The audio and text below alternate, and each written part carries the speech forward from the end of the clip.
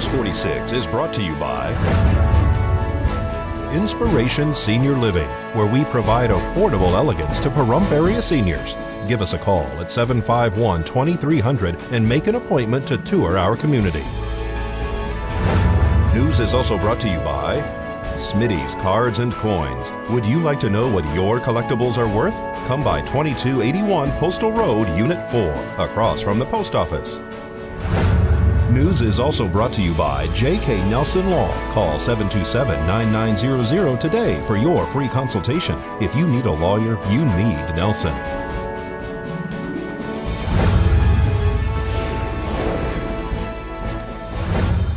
Tonight on News 46, a roof is destroyed by high winds. We get a look inside a marijuana grow house. And News 46 hooks up another local to free TV. News 46 starts now.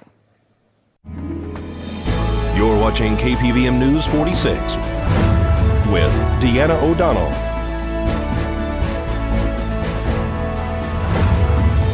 and Zach Reinert. News 46, local coverage you can count on. Good evening. It's Tuesday, March 29th, 2016. I'm Deanna O'Donnell. And I'm Zach Reinert for News 46. A homeowner can no longer live in his house after yesterday's high windstorm. News 46 caught up with Fire Chief Scott Lewis to talk about yesterday's emergency calls. West Wilson, we actually received a telephone report from the Sheriff's Dispatch indicating that a roof had lifted and separated from a structure due to the high winds. We responded with an engine company and myself. Upon arrival, we found that a large section of roof, and actually even including the roof, the materials that actually support the roof, had actually separated from the primary dwelling and flopped over, and we're still a high risk because of the winds that we were still experiencing. Was this on a manufactured home? No, it was a combination. It was a modified structure. It had a manufactured dwelling component at the heart of the structure, and then wood frame from there on. One thing we noted, though, that it appeared to be an absence of the appropriate type of anchoring system within the roof structure to prohibit such kind of things. Was there any residents home at the time? There were. The resident was actually occupied the structure at the time, heard the roof lifting off, and then saw it flop over. So it was actually quite a scene. And as I mentioned earlier, it still remained a high risk because the winds continued, and so that was unsecure for the longest time. Called Buildings and Safety in. They came in and they had the roof secured. So it lasted throughout the rest of the high winds for that day. This could have been a danger to neighbors, right? It could have been a danger to numerous, the occupant, the neighbors, any pedestrian or motor vehicle traffic traveling down on Wilson at that time.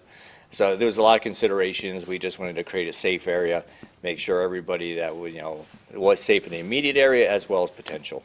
So is there a follow-up today on that as to if the resident is allowed to stay inside the home? Or? Actually, they're not allowed to stay in the home. We know that, and they have another residence to travel to and stay with family members. And any other things going on with that? No, that's it for right now. We secured the utilities, and like I said, the large section of roof was secured, and thus to minimize the further risk. Emergency crews responded to a utility pole problem, which was the result of yesterday's high winds on David Street.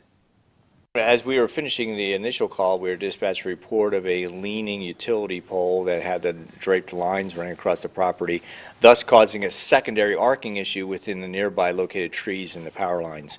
It didn't create an immediate danger to the structure, as there was a pretty decent separation between the two. However, due to the high winds, we had to take all the necessary precautions. There's a lot of issues with arcing power lines during the winds, isn't there? Yeah, absolutely. The tree branches move, they come in contact with the live power lines, and you get a lot of arcing. And there was quite a bit of arcing in this particular situation, but it was non-hazardous to anyone that was in the safe area. Is there any other wind-related incidents that happened yesterday? There were numerous wind-related incidents, but it was mostly local material and debris moving around individual properties and small structures being toppled over, but nothing serious that warranted our response. Advanced Rail Energy Storage announced that its proposed commercial-scale gravity-based rail energy storage project has been granted a right-of-way lease by the Bureau of Land Management. Once operational, the 50-megawatt project will encompass 106 acres of public land in southern Nevada near Pahrump in Clark and Nye counties and help stabilize the electric grid. Aries, Nevada will connect to the Power Western grid via the facilities of the Valley Electric Association. Utilizing gravity, Aries, Nevada will store energy and release it for dispatch when it is needed. Using a single railroad track sited on a gentle grade, multiple electric locomotive cars can move up the tracks as they receive excess power from solar and wind power plants during sunny and windy days. The train cars will remain available and, when needed, be dispatched slowly downhill using their motors generated to return power to the electricity grid. Aries, Nevada will provide a wide range of ancillary services, enabling the grid to adjust to momentary changes in demand and help stabilize grid voltage and frequency. Scheduled to be underway once the permitting and environmental compliance processes are complete, the Aries, Nevada project will provide approximately 100 to 125 full-time local jobs during an 8-month construction phase and anticipates 16 full-time positions once in operation. The project's life is expected to span 40 years or more with only routine maintenance. News 46 will return in just a moment.